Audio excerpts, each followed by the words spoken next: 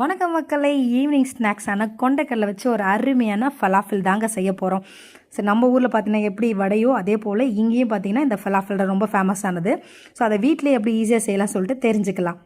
First அதுக்கு நான் 1 cup அளவுக்கு வெள்ளை கொண்டைக்கடலை எடுத்துட்டேன். ஒரு 8 மணி நேரம் ஊற வைங்க, இல்லை நைட்டு ஊற வச்சுட்டு காலைல கூட நீங்கள் செய்யலாம். ஸோ அந்த கொண்டைக்கடலை நல்லா ஊறிடுச்சிங்க பாருங்கள். இதை எடுத்து நான் ஒரு மிக்ஸி ஜாரில் ஆட் பண்ணிக்கிறேன். அதில் கட் பண்ண ஒரு வெங்காயம், 2 பச்சை மிளகாய், 5 பல்லு பூண்டு, உங்கள் கை அளவுக்கு பார்த்தீங்கன்னா கொத்தமல்லி கட் பண்ணி அதில் ஆட் பண்ணிக்கலாம்.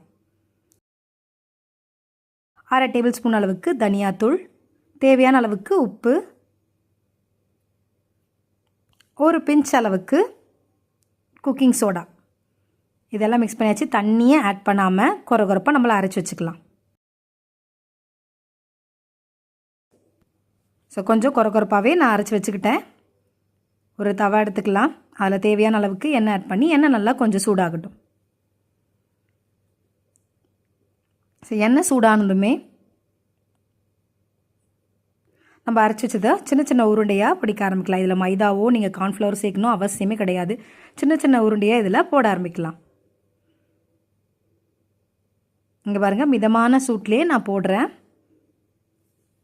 ஒரு 3 நிமிஷம் அது பார்த்திங்கன்னா அது நல்லா வேக ஆரம்பிச்சிடும். ஸோ ஒரு பக்கம் நல்லா பொன்னிறமாகிடுச்சு, அப்படியே திருப்பி போடலாம். ஸோ 2 சைடு பார்த்திங்கன்னா நல்லா பொன்னிறமாக ஆகிடுச்சுன்னா உள்ளே நல்லா குக் ஆகிடும்.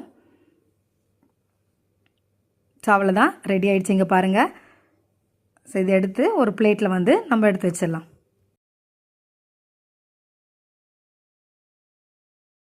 ரெடி ஆகிடுச்சு நம்மளுடைய ஃபலாஃபில்.